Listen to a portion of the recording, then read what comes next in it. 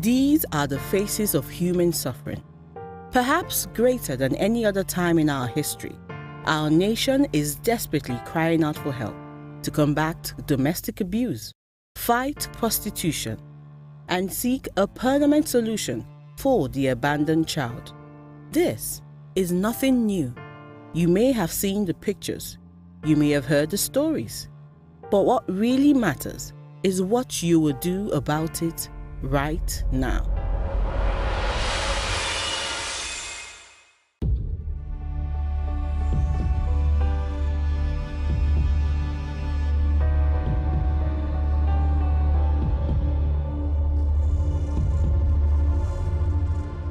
Over 50% of Nigerian women have been battered by their spouses. Over 97.2% of abused women do not report the crimes to authority. They endure and suffer in silence. Only 4 states of the Federation has passed laws of domestic violence against women.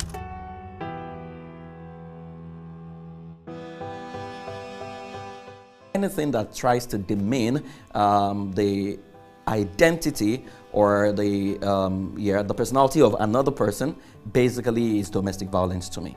I think a pattern of physical, sexual, or emotional abusive behavior that occurs mostly within a family setting, within a close setting, in order to exert control, over another party. Usually, when people talk about domestic violence, you just think, okay, someone has to hit someone, but it's more than that.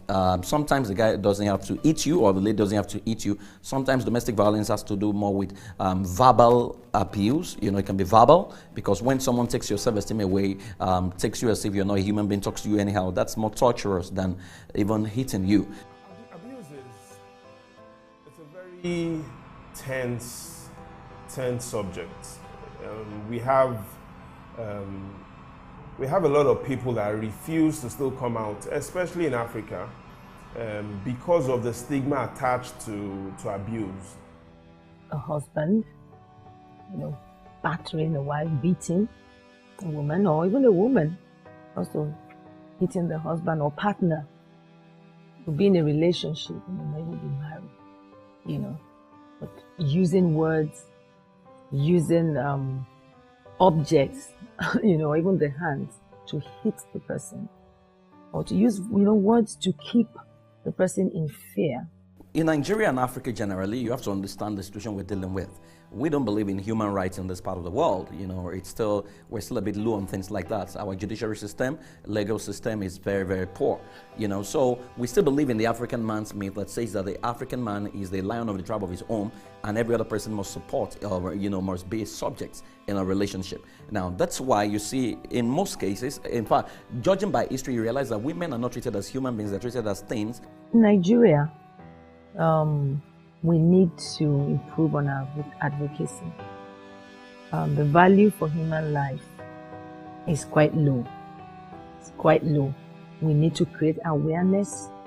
We need to, encourage the citizens to speak out when they are battered or abused. And even those who are not abused need to speak out when they get to know of such situations. An agency like the Nigerian Police Force should ordinarily be the first point where an abused victim should report to. Nigerian police, with due respect, they are trying, but I think they need to be educated as well. When you meet a man who is the police, the fact that he wears the police uniform doesn't make him sane. You meet a man at the counter who beats his wife, and you are coming to report that your husband just beat you. What is it going to give you? What counsel is going to give you?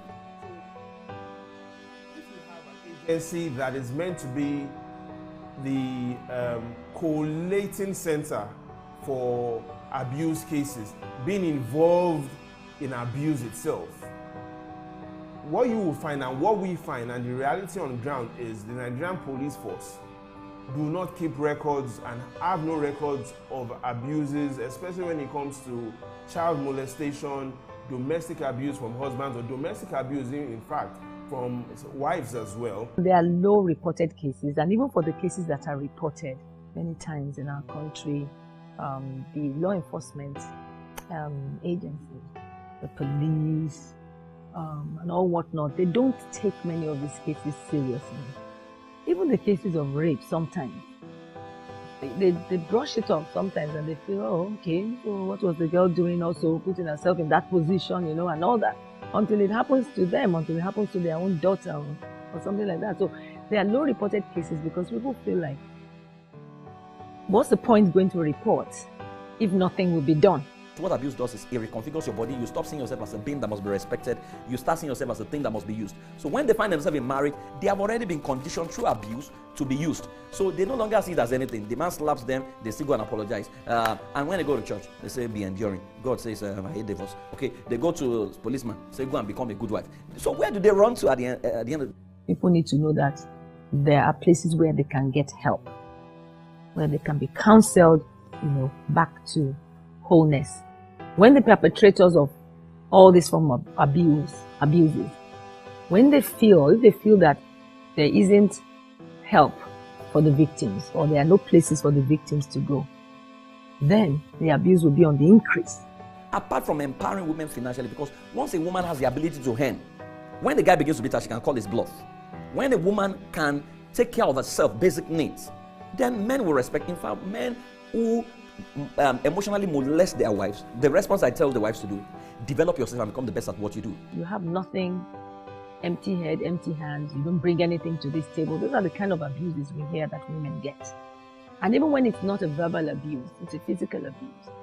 Since 2002, the Real Women Foundation has been providing shelter and rehabilitation for abused women, helping them heal and empowering them to become reintegrated back into society. The Real Woman Foundation is it's one of the few institutions that we've been studying for a while.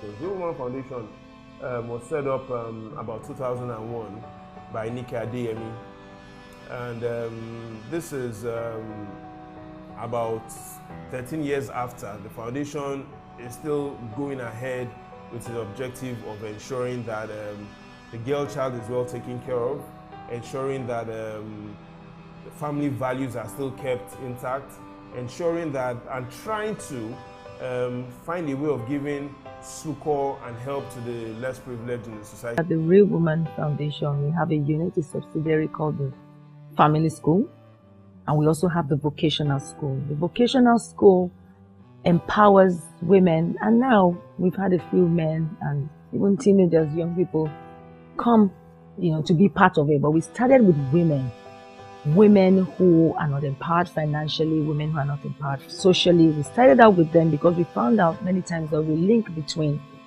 a woman being poor, not having much. She's open to abuse. When I see organizations like Real Women Foundation doing what they're doing, my heart goes out to them, because we need more of these NGOs, who will fight the battles for women, who will arise to say, no, enough is enough, who will protect women and say, you know what, you are our sisters and we will be there for you. We have the Peace Villa, which is the home, the rehabilitation center for young women, where women who have been on the streets, women who have been abused, are rehabilitated.